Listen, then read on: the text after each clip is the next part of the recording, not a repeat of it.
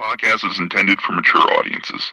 The views and opinions expressed are those of the panelists and do not reflect in any way those of the podcast partners, sponsors, or affiliates. Enjoy. ThAboxingvoice.com. You need that fear.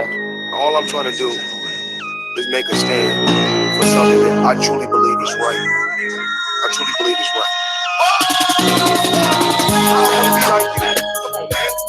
I'm the base of boxing. I'm the cash cow. I hold it. My drop, I know my drop, I know my situation. I want to find Production. But it's going to be worth it.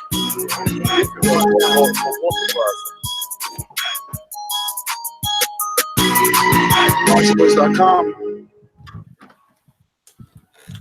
Yo. Welcome back. Here for another one. Yes, sir. We got a conference call today. Damn echo. Yeah, we got a conference call with the pound for pound king, Terrence Crawford. Y'all know how I do. Next day we want to do it. So I figure, hey, why not? Let me do it and bring you guys some great content. But yeah, if you like what you're hearing, go ahead and smash the thumbs up button on the way in. And let me go ahead and get everything connected over here and get everything situated.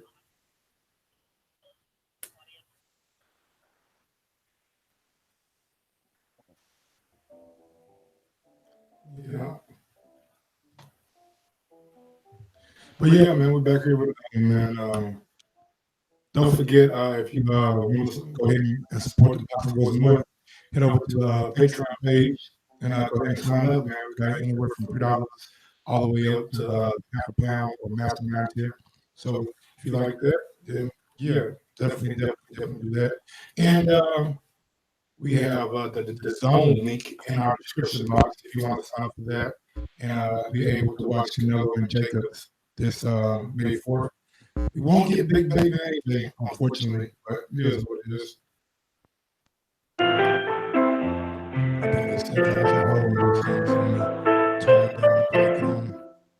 But yeah, man, there was another one, man.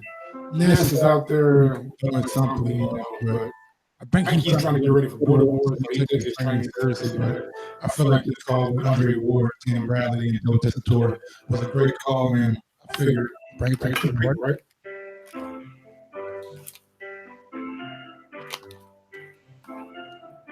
Is the echo still there?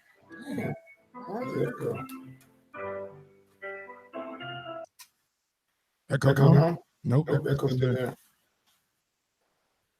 Echo. I'm trying to figure out why I got an echo.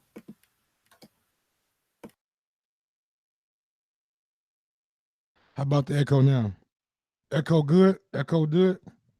Yeah, my fault, y'all. My fault. It was a rookie mistake. I had my other computer on. But yeah, man. Waiting on this damn call, man. See how it's gonna go. Anything y'all got? Y'all want to know, or y'all want to ask Cash Crawford? Just let me know, man. I'll try to get him on, but I'm still waiting. Y'all hear the what's it called, like the on hold music. So yeah, it's supposed to start at 4:00, but it's still hold, man. What's good, everybody out there in the chat, man? Mike, you good now? My bad, y'all. Straight drop. What's good? OTKP, what's going on? Jay Clearly, what's going on? Jay Wildless, what's going on? Joseph Rodriguez Garcia, what's good, homie? I know, right? Department store music, man. I'm trying to figure out what's going on, lady. Y'all told me it's a specific time. Now y'all want to be here? What's going on, man? But yeah, it's all good. We're gonna wait it out, man. I just felt like having Andre Ward, you know what I'm saying? You guys, if you have ESPN Plus, go ahead and check out Andre Ward's new show. It's called Ringside, where he's pretty much breaking down like guys' strengths and their weaknesses. So I got a couple questions from that, and I got one more for Tim Bradley too.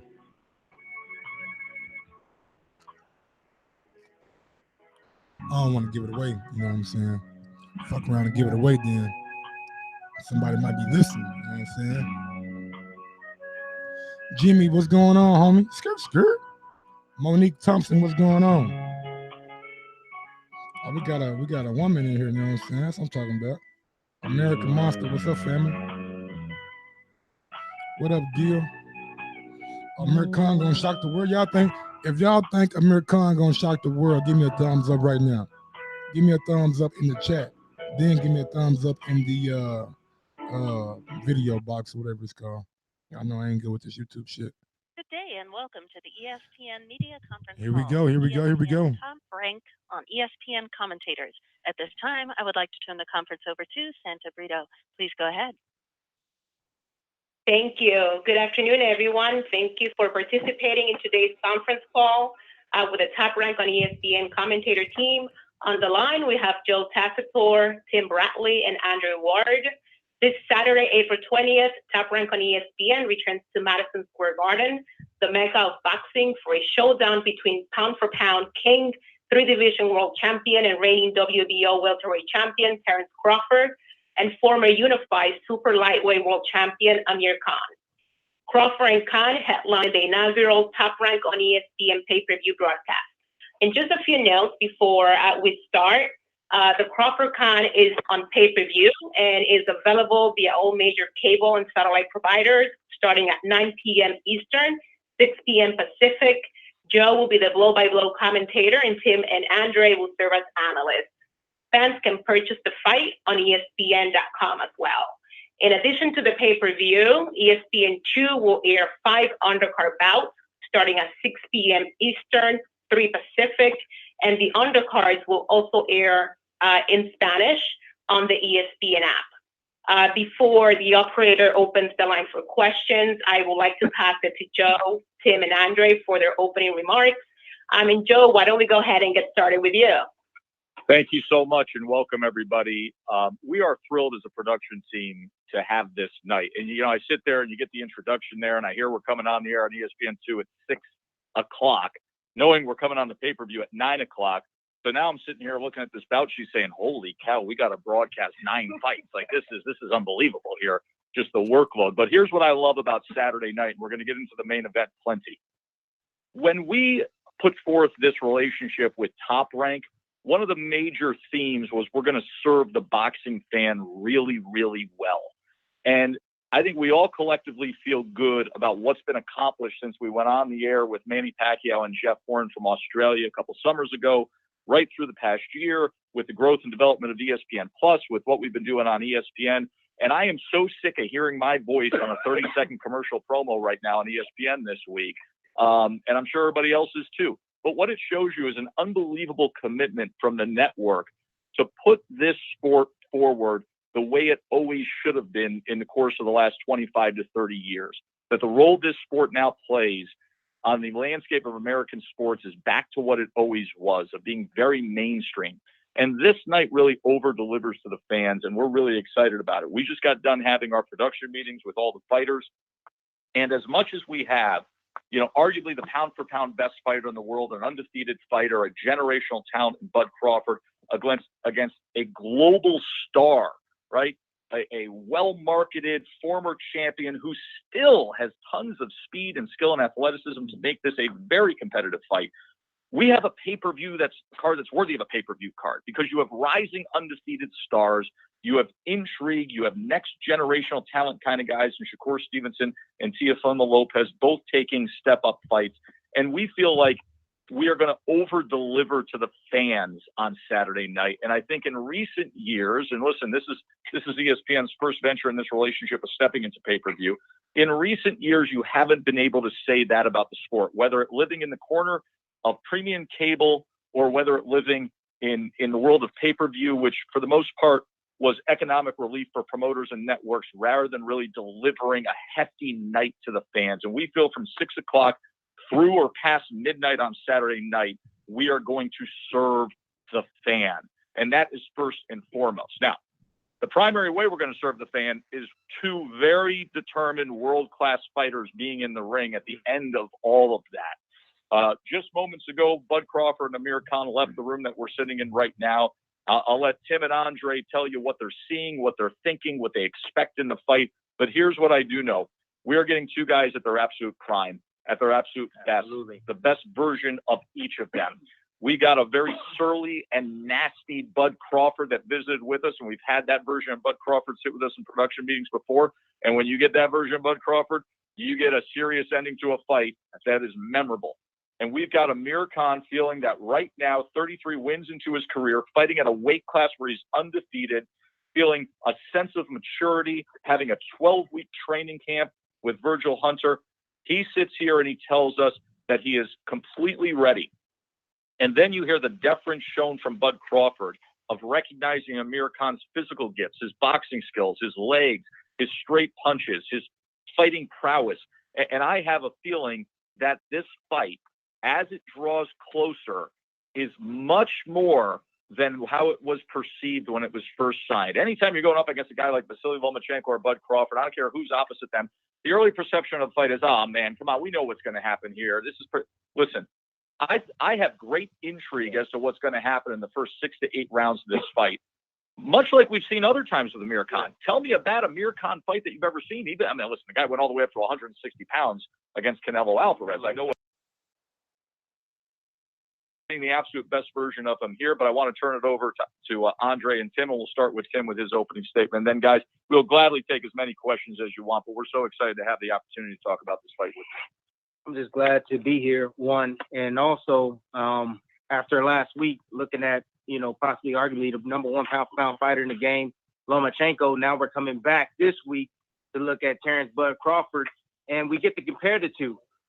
Different opponents, but I love the fact that we get to compare the two, and the fans at home that's going to be watching, they're going to get a show from Bud Crawford and Amir Khan. I want to see if the fans at home can pick after watching Bud Crawford, their #1 pound for pound. So that's what I'm interested in. And I want to see if Amir Khan still has a lot left in the tank. I want to see how well he prepared, and I want to see if he has the ability still to compete at the welterweight division. Here we go. Hey, everybody. So they put me third on this call, so I don't know what else I can say that Joe and Tim haven't said. But I will say that I'm also excited about calling this fight on ESPN pay-per-view. I read a headline the other day that basically it was a writer saying something to the effect, and he may be on this call right now, but something to the effect of he's, predicting or hoping for, a failure for this pay-per-view. And that's just not the type of headlines that should be written when the collective goal is to push the sport forward, and to grow the sport. And this type of card, this type of event is going to do that. And just like Joe said, from top to bottom, you have Verdejo, who is trying to reclaim, the glory that he once had. He doesn't have one championship round under his belt. And he's literally fighting for his boxing future to show the people that he is still El Diamante, that he still has what it takes to be a champion one day. You obviously have a young man that I'm familiar with, Shakur Stevenson, who is, he wants to be in the top spot. He's on the fast track. The team top rank, and obviously myself and the other managers, we would like him to probably take a slower route. But, in this day and age, man, the young fighters, they want to move a lot faster, and he has what it takes. But it's not going to be easy against Diaz. Diaz challenged for a world title not too long ago. He came up short, but he obviously showed that, he's in the runnings. Like, he deserves to be in the race, to be facing the top in the division. And he wants to show Shakur that, Shakur picked the wrong contender to pick on. We obviously have Teofimo Lopez, the co-main event. He's in the peculiar position where, yes, he's getting a lot of headlines. Yes, he can fight. No doubt about that. But people still have questions, as they will for the course of his career. That's how it goes. How good is he? And can he back up the big talk? And this is pressure that he and his father have heaped upon themselves. I respect it. It's not an easy thing to do. You have enough pressure as is, just being a young prospect with a hot name. And they're not only doing that, but they're calling out guys like Lomachenko, who, again, depending on where you are on the pound-for-pound list or how you put either fighter, Crawford or Loma, he may be the best guy or number two. They're calling for that guy. They're not just saying, yeah, we're willing to face him. They're demanding the fight. It's a lot of pressure to live up to, and they're doing it. And I respect it, whether you agree with it or not. And then our main event between Amir Khan and Terrence Crawford, I know Amir very well. It's well publicized that he's with my team. He has pretty much my whole team in the Bay Area. Amir Khan is a silver medalist. The goods have always been there physically, but in the biggest moments, he hasn't been able to put it all together. And Amir's issue is not information. It's not knowing what to do or being told what to do. It's always application. Can he do it in the biggest moment? And the question I would have for Amir Khan going into this fight is simply, is it more important for you to prove to the people, the masses, the fans, the media, how tough you are, or that you can take punishment, or that, you're a guy that has heart, or is it more important to actually win the fight? Because winning this fight, regardless of how he wins it, is really the only thing that's going to extend his career. Terrence Crawford, he has superseded just being in the discussion about fighting for titles. He's done that. He's been the undisputed champion at 140. He has plenty of belts. He's in the position where every fight matters, and not just winning, but how he wins. It matters when you're in the discussion for pound for pound elite status, because clearly that is irrespective of weight class. And every move, every performance is going to be scrutinized, as it should be if you're going to be in that discussion. So he's not without pressure going into this fight. He not only has to win, but he has to dominate. And I would probably venture to say he probably needs a knockout to stay in that top conversation because of the history of Amir Khan. Fans and media are going to match his performance up against every other top guy that Amir has fought. And that's why I say, and I probably would never go on the record, or at least up until this point, I've yet to be on the record to say a guy needs a knockout. But because of Amir's past, he's going to need that type of performance if he's going to stay in the top spot, or for the people that have him number 2 to supersede Loma. So here we are. Thank you, Joe, Tim, and Andre. Operator, you can now please proceed to opening the lines, and if you can please provide the instructions for questions, that would be great. Thank you. And to ask a question, please signal by pressing *1 on your telephone keypad. If using a speakerphone, please make sure your mute is turned off to allow your signal to reach our equipment. Again, press.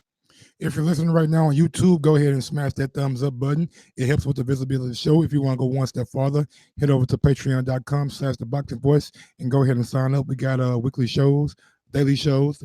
Tomorrow is our betting show. So if you want to win a little money, go ahead and sign up now. And let's get back to this call.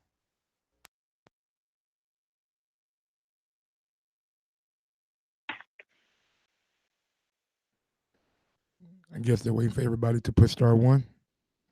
You know what I'm saying? So we'll just hang out until they get ready. Operator? Here we go. I can go ahead and get started. I actually have a question from Terrell Van from FightView 360 for Tim and Andre, and I'm just going to go ahead and read it. Can you give fans your predictions for if the fight goes the distance? Many are predicting Ken will KO'd. What if he doesn't? We're predicting if Khan? Yeah, I'll repeat it again. Yeah, I'll repeat the question again. Can you give fans your predictions for if the fight goes the distance? Many are predicting Khan will KO. What if he doesn't? Well, if Khan is not KO'd, I still believe that Terrence Crawford has more than enough ability to be able to get the job done because of his style. He's able to make adjustments in the ring. That's why he's considered among one of the best fighters pound for pound in the game. Amir Khan has, that amateur pedigree. He's fought some top guys. He does have a better resume than Terrence Crawford as far as opponents goes. But Amir Khan hasn't really performed at the welterweight level, like Jay was saying, just yet. This is his first big test at the welterweight division. And if it does go the distance, like I told you, I think that Terrence Crawford will win the decision without a doubt. I think I understand the question. So obviously, a win is all that matters to Team Crawford. That's what it's about. That's where the next payday comes. That's where the next opportunity comes. You have to win. That's first and foremost. And I don't believe personally that obviously a knockout's better than a decision. That goes without saying. But I don't think he feels like it's a knockout or bust. What I'm saying is in the eyes of most media members and in the eyes of a lot of the fans, based on Amir Khan's history, he's going to be compared. The performance Saturday night is going to be compared to the other guys that stopped, the other three guys that stopped Amir Khan. And I still believe that if he dominated every round, he's still at the top of the pound-for-pound list. But once again, the reality is the Crolla-Loma fight, whether you agree or not, whether I agree or not, is going to be compared to the Crawford-Khan fight. So he's in a tricky position, but this is a good position to be in. These are the waters you want to be in if you're in the discussion, if you are dealing with the scrutiny of arguably being the best fighter in the world. Like, that's not something haphazard. That's not something you just gloss over. Like, that's a big deal. But this is the kind of pressure that comes with it. So we'll see how the fight turns out. And to piggyback off of what Dre is saying is that if you look at any of the other top welterweights in the division, you got Earl Spence, Thurman, and all, Sean Porter. You look at these guys, Danny Garcia. Danny Garcia has already knocked out Khan. But if you matched them with Khan, you would bet that they would knock Khan out. So, it puts a lot of pressure on Terrence Bud Crawford to get the knockout Saturday night.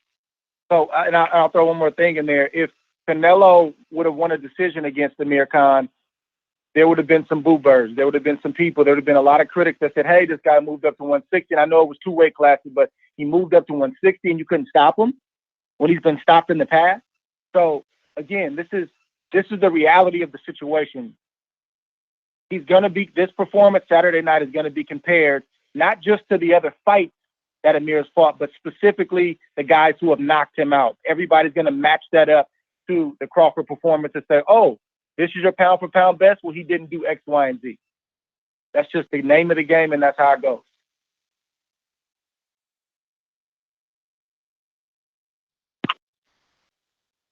Operator, next question. All right, and we'll take our next question from Michael Gross. Please go ahead. With the Boxing Voice. How's it going, Mr. Ward, Mr. Tessitore, and Mr. Bradley? Hello? Michael, your line is open. Okay, how's it going, Mr. Bradley, Mr. Ward, and Mr. Tessitore? Good, Michael. How you doing? Okay, great. I just want to thank you guys for joining the call. I know you guys are very, very busy, so I just want to go ahead and thank you guys for joining the call. The first question is for Mr. Bradley. Seeing that you've done big pay-per-views and a lot of pressure has been on you, how much pressure is it on Terrence Crawford to deliver a spectacular performance, even though he's already knocked out the guy that knocked out Amir Khan? As being at the top level and to be mentioned in the top pound for pound, there's always a lot of pressure. Being, this is Crawford's second pay-per-view.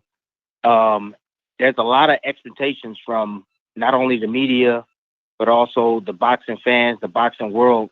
Granted, he's facing Amir Khan and the history of Khan in big fights, him being knocked out. So there's a lot of pressure on Terrence Crawford, going into this fight. I have to say this, man. Khan is not as easy as everybody think. This fight's not going to be as easy as everybody think it's going to be.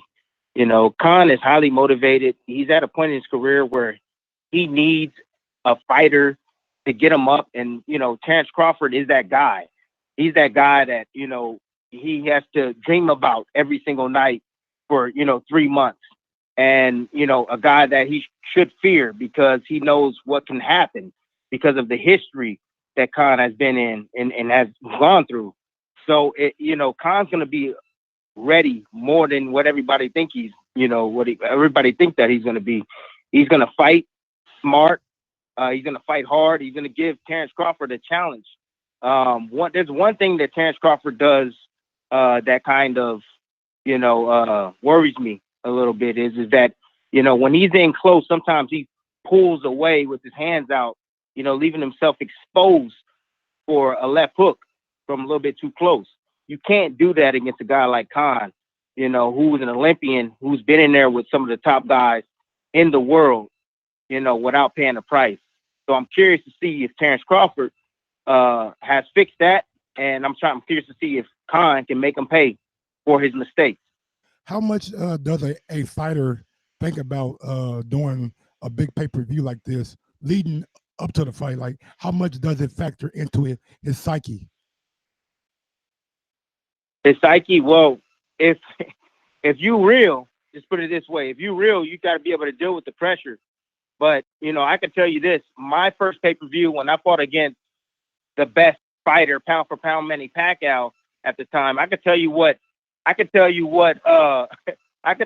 Khan's feeling right now, being the B side of things. I felt like I was fighting against King Kong. I couldn't eat, I couldn't sleep. Everybody's, was expecting me to get knocked out against Manny Pacquiao. It was a lot of pressure, man. I mean, I had to relax, just put it that way. I spoke to some of my friends that's been in round boxing for a very long time. They told me, Tim, just relax. But the lead up, in your hotel room, when you step foot on the scale, after that, man, it becomes a reality, man, and it could definitely hinder your performance when you step foot in the ring. I have to say another thing is that last week when we saw Lomachenko against Crawler, Crawler can say whatever he wants about not being nervous and not being scared. He did not fight that way, from the opening bell. Crawler fought scared. The bright lights got to him, and that can happen. That can very well happen. But I don't think it's going to happen in this fight, man. Khan's been here before, man. He's been in before. He's been in big events. So I don't think that's going to happen. I think he'll be. My next question is for Mr. Ward. Watching Ringside yesterday, great job, by the way. You stated that Crawford has a willingness to exchange, and this could be one of his weaknesses. How can Amir Khan exploit and capitalize on this?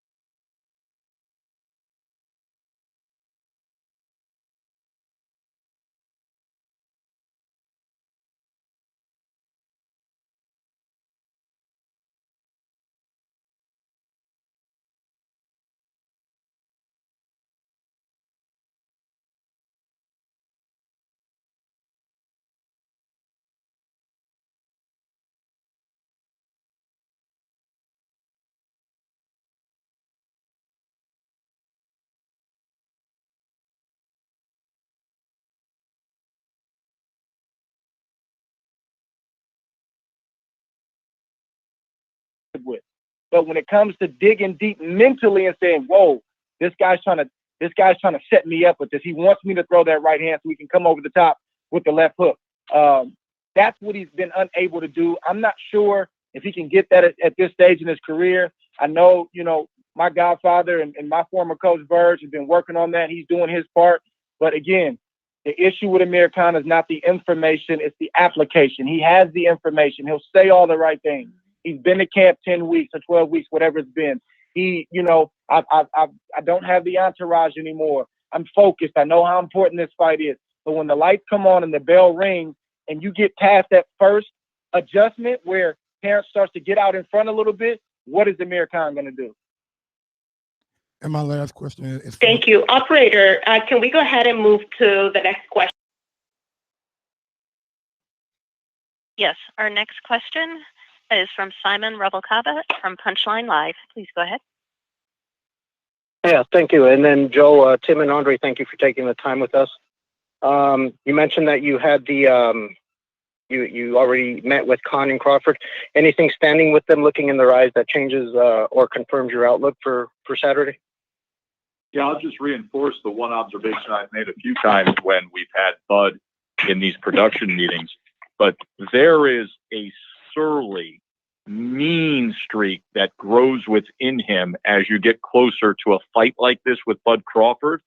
And it was festering already today. We usually have these production meetings on Friday where it's very, very pronounced when you're with him. It was already there today. The other observation I would have is both guys are physically primed. When we throw, the fit and ready around, they are fit and ready. They have been on weight. So they are comfortably eating. They are comfortably hydrating. You're getting a very, very good physical version of both guys. I would also say that Amir Khan, as well as Virgil Hunter, talked plenty about focus and discipline and attentiveness to what is happening here. And Amir going so far as to saying how much he's even changed his fight week norm, that last night he found himself staying in and watching fights, of watching some of his past fights, watching some of his sparring on tape, and watching some of Crawford's old fight. And he said in previous big fight weeks, that would not be the case as to how he spent a Wednesday night. It would be family, it would be friends, it would be the gathering of everybody who's coming into town for the fight. So my personal takeaway is that you're getting guys who are at their physical prime prepared peak and their mental primed prepared peak. That was my biggest takeaway. Listen, we sit there, we go deep. These tend to be, I tend to think these conversations that we have in production meetings go far more philosophical and reflective than most any sport I do. When I'm sitting there with Bill Belichick or Sean McVay getting ready to do Monday Night Football, it's all scheme, it's all XO, it's all personnel, it's all where you are in the prep for a week. These conversations go far deeper into the psyche and into the essence of somebody's being. And with both these guys, you come away saying that they're A to A plus where they are right now. Yeah, I would follow up those comments. Go ahead, sorry. Oh yeah, no, go ahead. I'd like your outlook as well. Yeah, just my takeaway. I'll start with Amir Khan. You have to give Amir Khan credit because there's not a lot of fighters that could have gone through what he's gone through in a boxing ring, and also the scrutiny he's dealt with outside the ring. And I'm talking about the personal scrutiny he gets. I'm talking about just his in-ring performances. And he's still bright-eyed and bushy-tailed. He's still hopeful. He's still, fighting to make the necessary adjustments in his personal life. As a fighter, I wasn't around in training camp. I purposely stayed away. I wasn't around Terrence's camp either. I'm friends with both guys, and I wanted to stay, just stay neutral as possible. But I know instinctively that Amir Khan didn't have an easy camp with the sparring partners. I know he had to fight every single day to keep these guys off of him, and I respect that. And I know that there's been a disconnect between the information and application, like I said earlier, but he truly believes he's going to win. Amir Khan, even in his worst outings, you haven't seen a guy turn tail and go the other way. You haven't seen a guy quit. Like, if you beat him, if you even stop him, you're going to have to do what a Canelo did, what a Danny Garcia did. Like, that's literally what you're going to have to do to make him stop fighting. And even though stylistically and technically things aren't perfect all the time, and that's why those things happen, I respect the moxie. I respect the willingness. And Amir Khan has shown more willingness by taking this fight than a lot of champions have shown over the last 3 or 4 or 5 years in their efforts or lack of effort to face the other top guys in their division. Terrence Crawford, I don't mean to inject myself into this, but I see a lot of myself in him when I look at him 2 days before a fight, a day before a fight.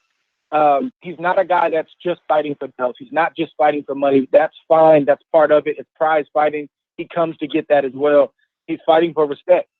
And when you have that chip on your shoulder, when you have that inclination that you're not getting what you feel like you rightfully earned, that's a different type of fuel.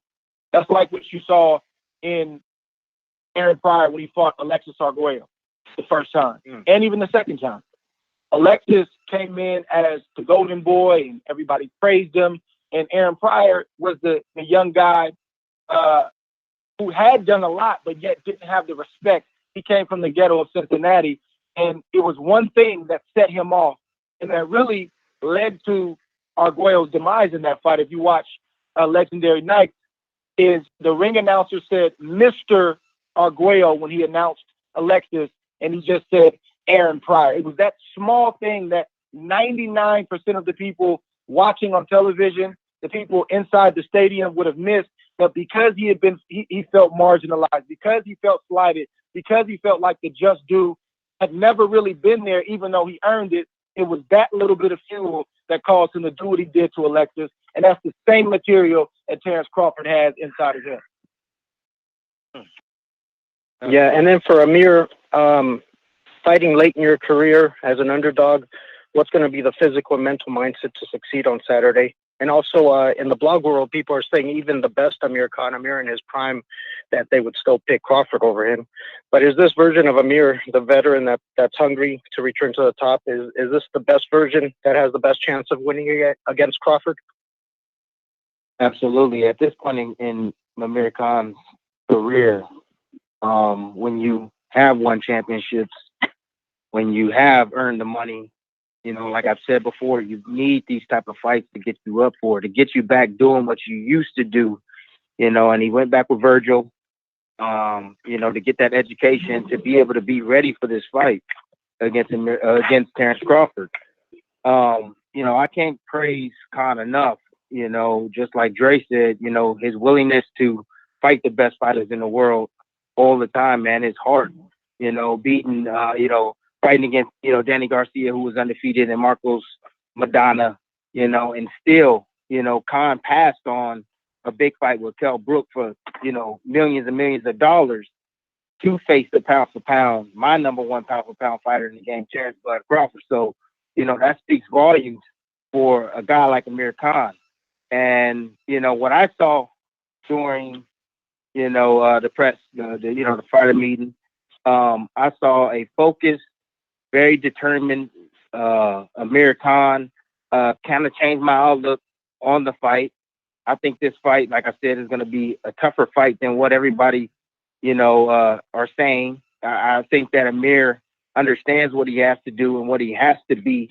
And I think he had great preparation for this fight after talking with him, after speaking with him. And I think it's going to be a very competitive fight very early. He just can't get caught with the big shot.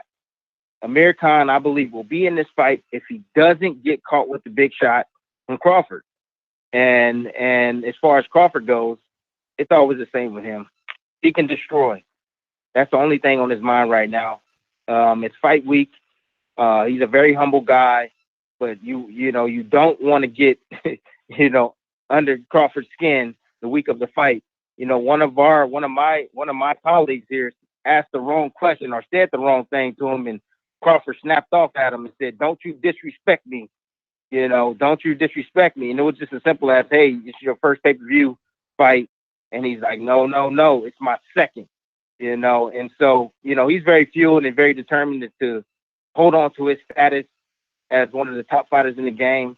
No other welterweight want to step up and face Bud Crawford. They keep saying that that they're the best, and Crawford is willing to prove it and to step up in the ring with them. But, you know, these guys, they keep running from him.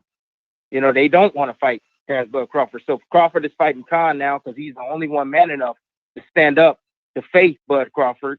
And, you know, like I said, I think it's going to be a great, great fight. I think everybody's sleeping on Khan in this one.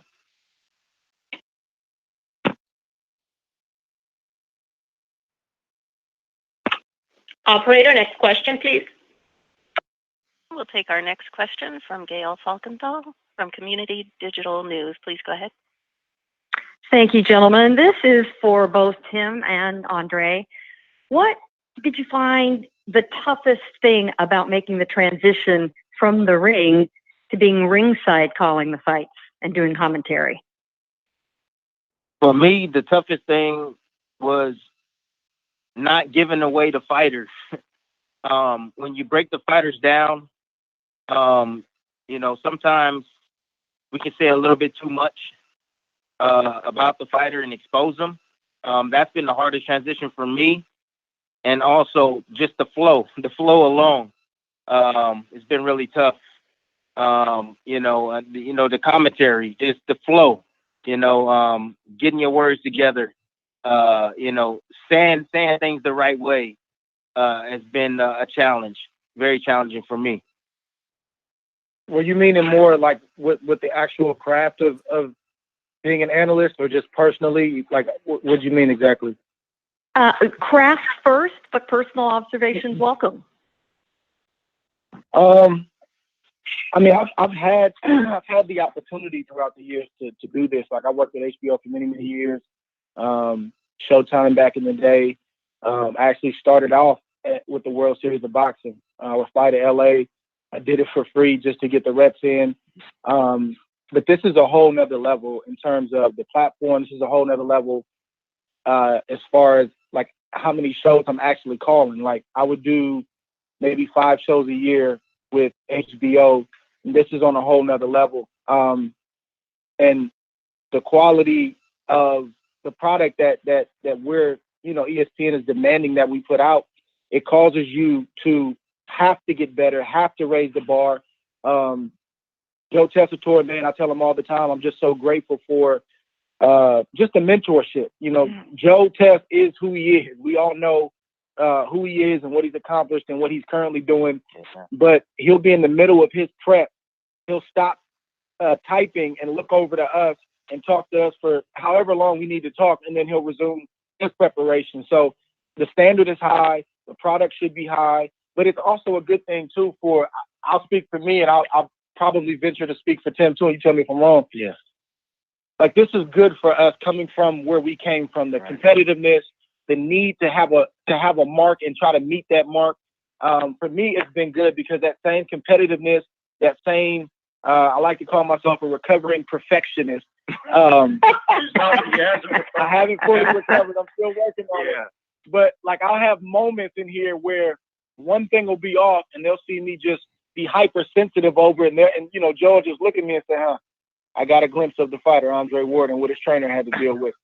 That's just who I am, but it's good for me to have this. So that part is good. And then just emotionally, I would say it's good that I have some nights where I'm calling a fight and I'm like, I'm glad I'm on this side of the ropes and I'm not inside the ring. I don't want to have to deal with that anymore. Yeah.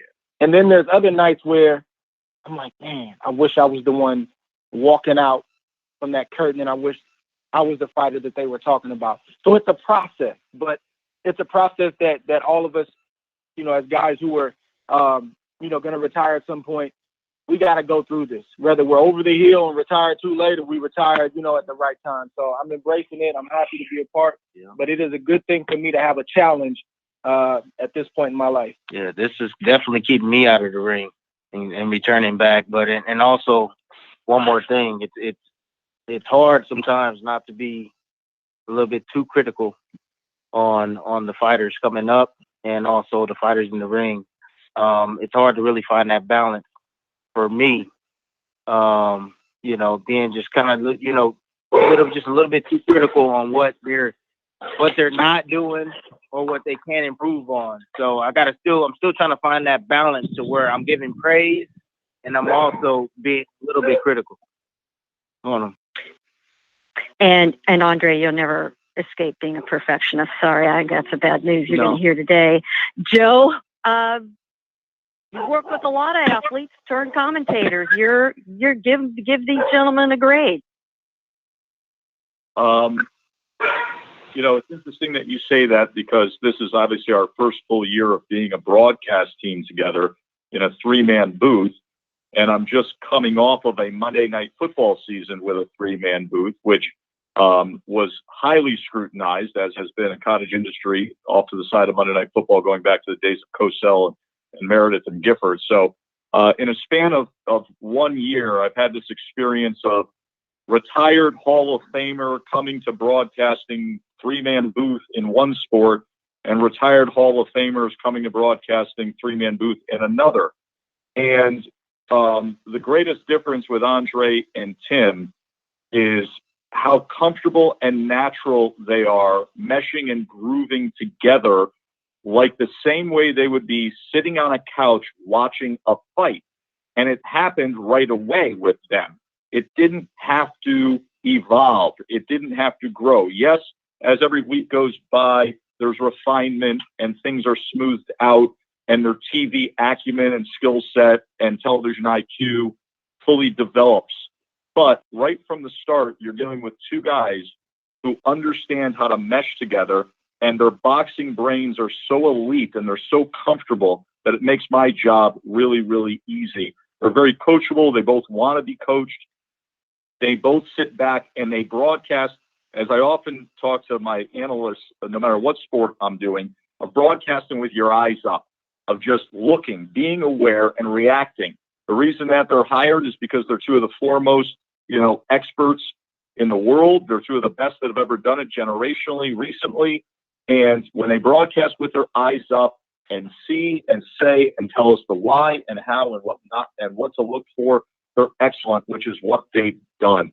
But I sit back often, and if you listen to our broadcast style as a crew right now, what you often get is I sit back and listen to these two great champions just talk and observe. And then when it's necessary, I will get in and give you the blow-by-blow or advance a storyline, as was the case with our Lomachenko fight the other day, where we have the great flurry by Lomachenko, the punishment against the ropes, the technical knockdown scored, the confusion, was it a TKO or not? And these guys are smart enough to lay out, let me do my job and get out of the way.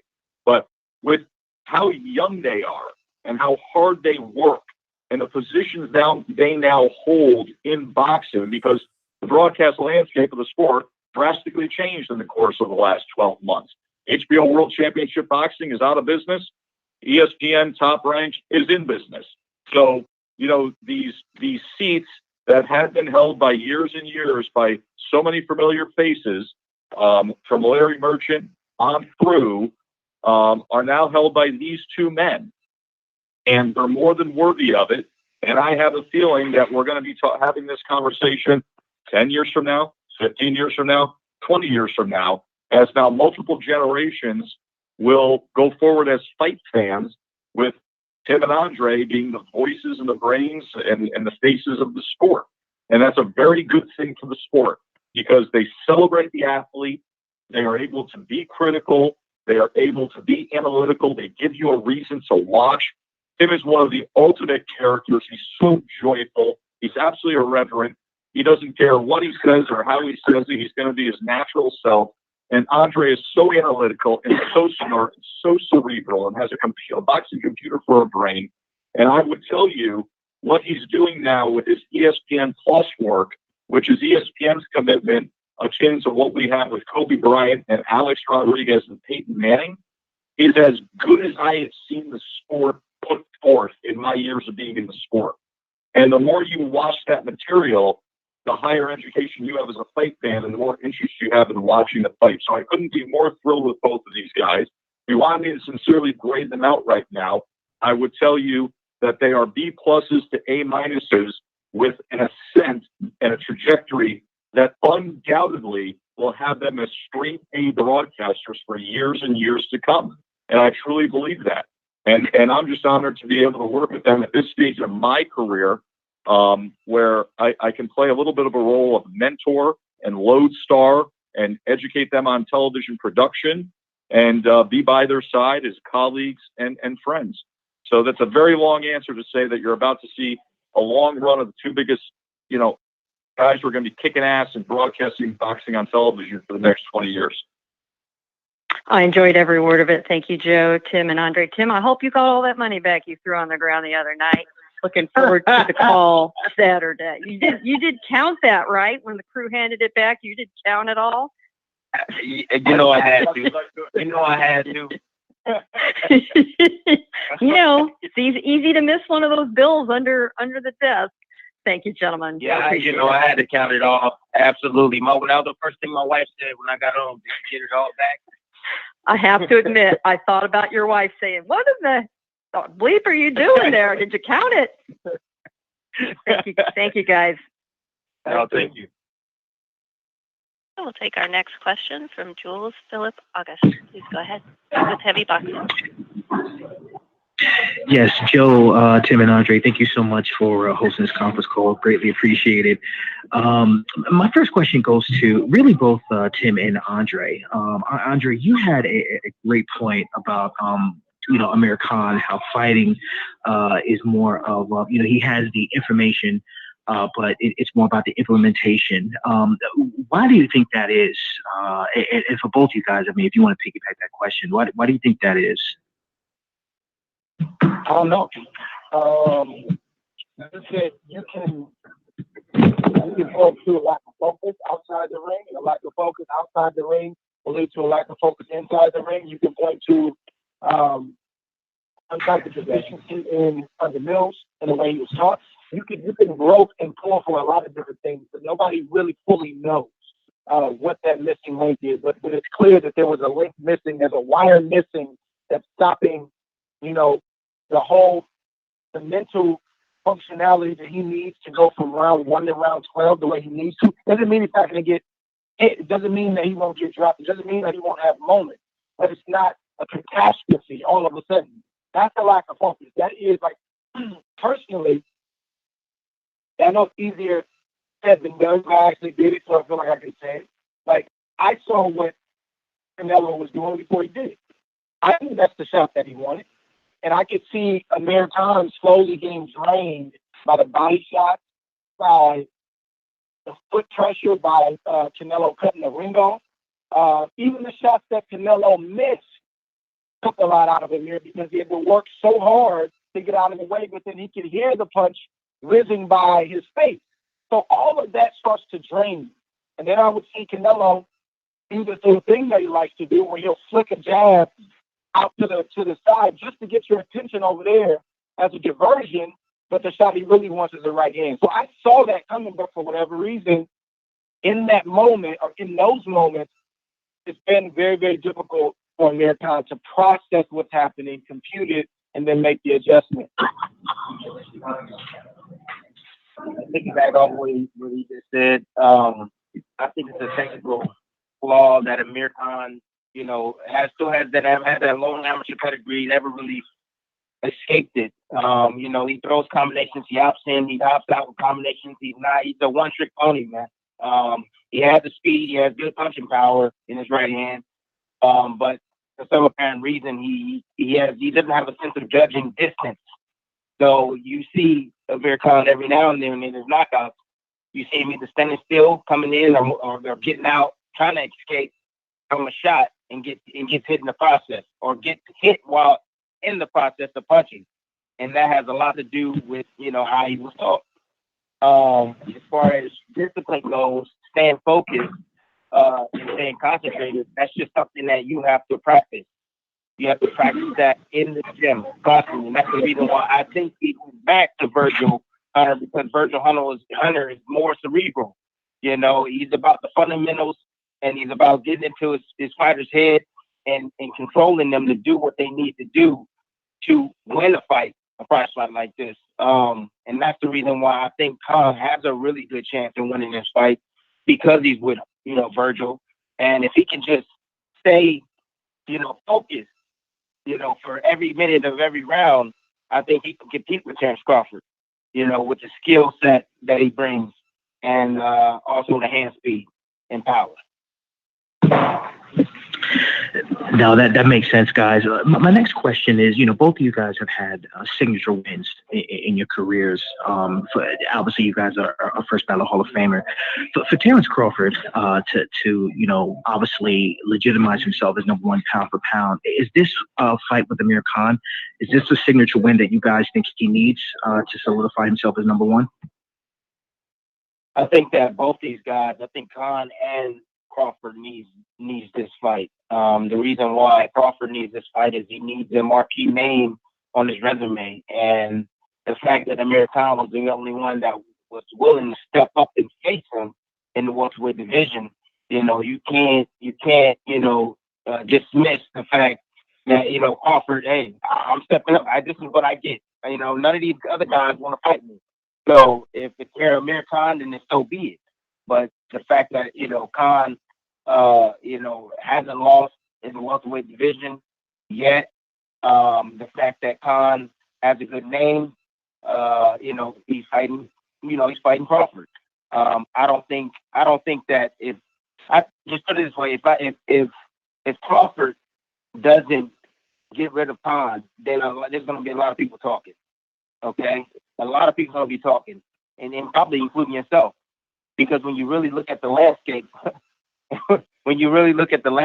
of the welterweight division, Danny Garcia, Thurman, Earl Spence, all these guys should, if you match them up with Khan, should knock them out.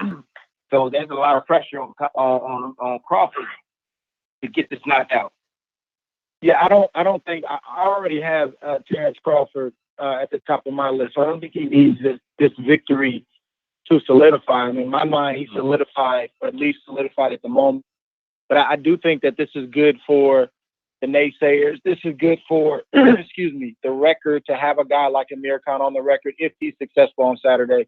And I think it does a lot for just his popularity. There are some Amir Khan fans that if Terrence wins will become Terrence Crawford fans. There are some people who loosely follow the sport that, will tune in because they like Amir, or just they're hearing a lot about the promotion and they'll tune in and become a Terrence Crawford fan. So when you're facing a guy with a big name, even though, like Tim said, Khan hasn't fought a top welterweight, to this point, he still has the name recognition from the Olympics, everything he's done as a pro. He still brings the UK with him. He still brings the European market. So I think it will do more for his namesake than it will anything else. Awesome, guys. And my last question, don't want to hold you guys up. Terrence Crawford, a while back, made a very, very strong claim about black fighters having to be, more vociferous or more boisterous to really get the recognition. What do you guys think on that? Do you guys think that he was fair in that statement? Listen, I'll say this, and I've talked about this in the past. There has been a difference. If you look, and it's not every media outlet, it's not the order of the day as it pertains to boxing, but there are times, and I've experienced it, and I've studied the sport long before I became a professional. I've studied the Floyd Mayweathers. I've studied certain things in certain fighters throughout the course of their careers, and then obviously I had my own experience when I turned pro. There are moments where smiling and waving and being soft-spoken doesn't seem to be enough at times for African-American fighters. And then you'll have fighters who may come from another country who come to the United States, the land of opportunity, and maybe they don't speak English and they're still learning their English. They get promoted and they get pushed. You don't always see that with an African-American fighter. And some of that is not on the press. Some of that is not on the media. It's on African Americans. It's on, when you look at like Floyd Mayweather was Pretty Boy Floyd for many, many years. He wasn't accepted as Pretty Boy Floyd. He didn't sell pay-per-views as Pretty Boy Floyd. But when he became the villain and became Money Mayweather, then all of a sudden, this is a guy we love to hate. We're going to tune in to watch him lose. It works for him. Personally, me, I wasn't willing to compromise my beliefs. I wasn't willing to compromise who I was as a person. And I always fought in my career with the end in sight. I knew instinctively the day is going to come when I walk away from this sport. And what am I left with? I wasn't willing to sacrifice, being able to go to my kid's school and be respected. I wasn't willing to create some monster that I was going to have to live with when my career was over for the sake of selling a few more pay-per-views and selling a few more seats.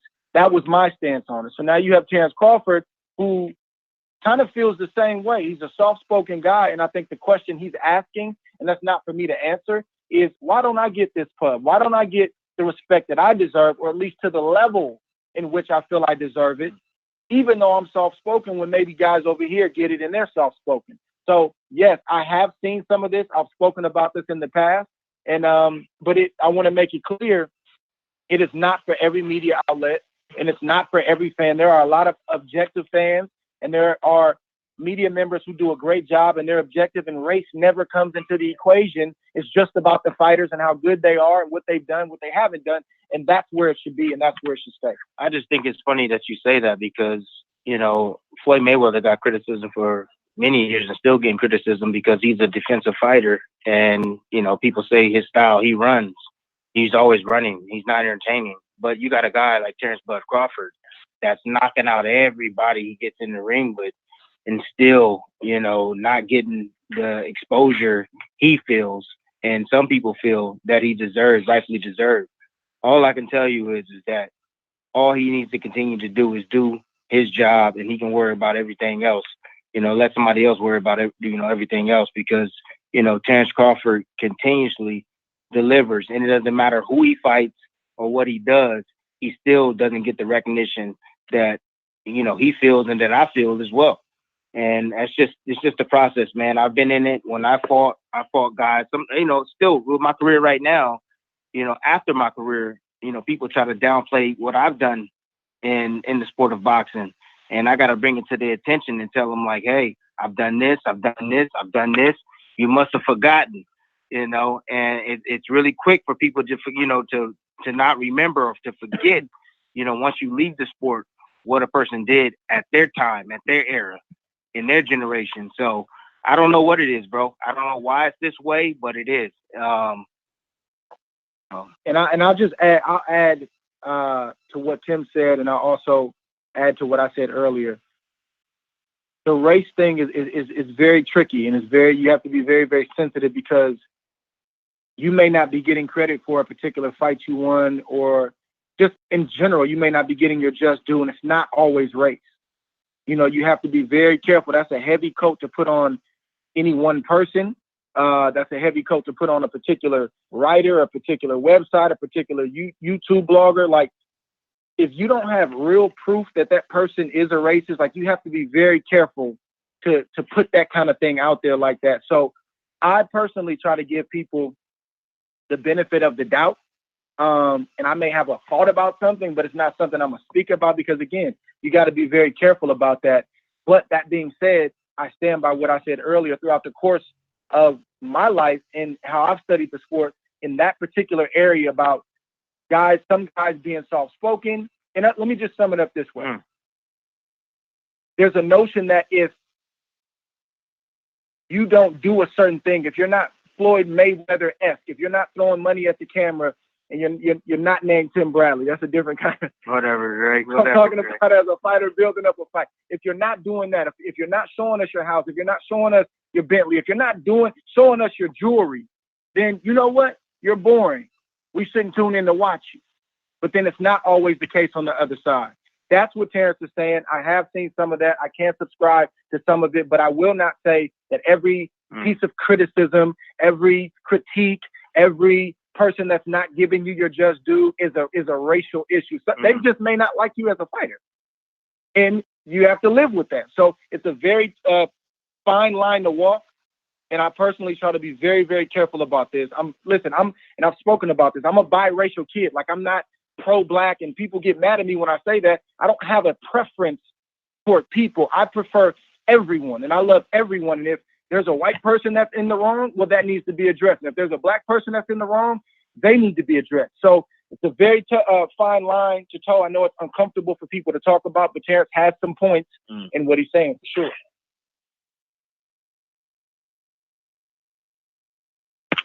Thank you. Operator, we might have time for one last question. Again, press *1 to ask a question.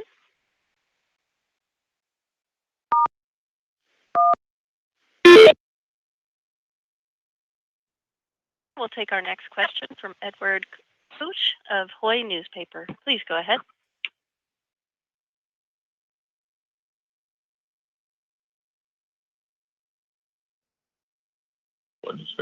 Edward, your line is open. That's Edward Catwich. Yeah. I'm yeah, sorry, the Edward. question What is, nation are you with? this question is for Tim and Andre, and just wanted to hear how close do you guys think is Teofimo Lopez to be in the same level as Lomachenko, and how good is it for boxing that these young guys are calling out the big guys like Lomachenko? I'll jump in. This is Andre. We don't know how close he is. This is unscripted. You don't know until they fight the fight, and this is something that I told Teofimo's father today in the fighter meetings. I said, I respect what you guys are saying, and the eagerness to want to face not just another champion, but to face arguably the best fighter in the world in Lomachenko. I said, but you do know that it's a, I said, I think I prefaced it by saying, or I phrased it by saying, do you know the magnitude of what you're demanding? In other words, I can give you a list of young fighters who took that big step up, one fight too soon, and they were ruined. You see some guys like Muhammad Ali when he fought Sonny Liston, and that was when Sonny Liston was the big bear. He was feared like that. Everybody thought Ali was going to get killed. You look at Floyd Mayweather, Janelle Hernandez. You look at those types of fights where they took the leap. People thought they were crazy, but they were actually the ones that were right, and they were the geniuses.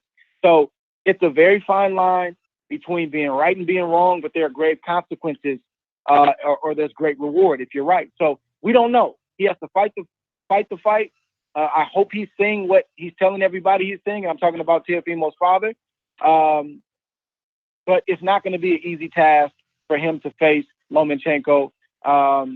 Lomachenko is who he is, and he's in the discussion as one of the best in the world for a reason. So it's not easy, but I do respect the fact that he's willing to take that leap. He just better be right about it. Well, for me, I like what Teofimo is doing. I like the fact that, he wants to challenge the best guys out there.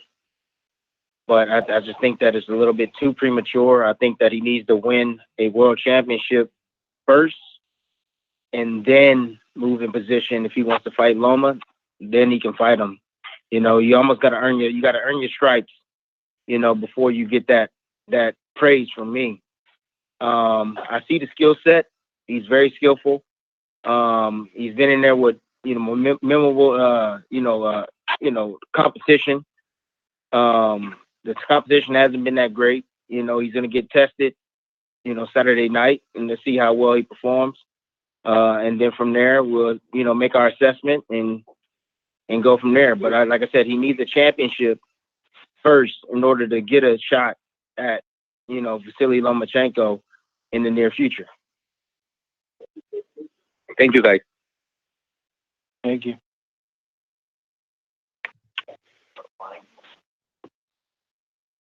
All right. Thanks so much, everyone, for participating and for the time. I know that you're all incredibly busy, so we are truly appreciative of you taking the time to participate on this call. That concludes today's call. There you have it, ladies and gentlemen. We had Andre Ward, Tim Bradley, and Joe Tessitore live on a nice conference call. If you like what you heard, go ahead and smash that thumbs up button. It helps with the visibility of the show. And you can check us out tonight at 7 o'clock. So in about 2 hours, we will have our flagship Thursday show where we preview all the weekend's fight and get you updated on some news and notes. So yeah, see y'all then. Follow me on IG at Gross1911 or on Twitter at Gross2312. Peace out, everybody. Yes, sir.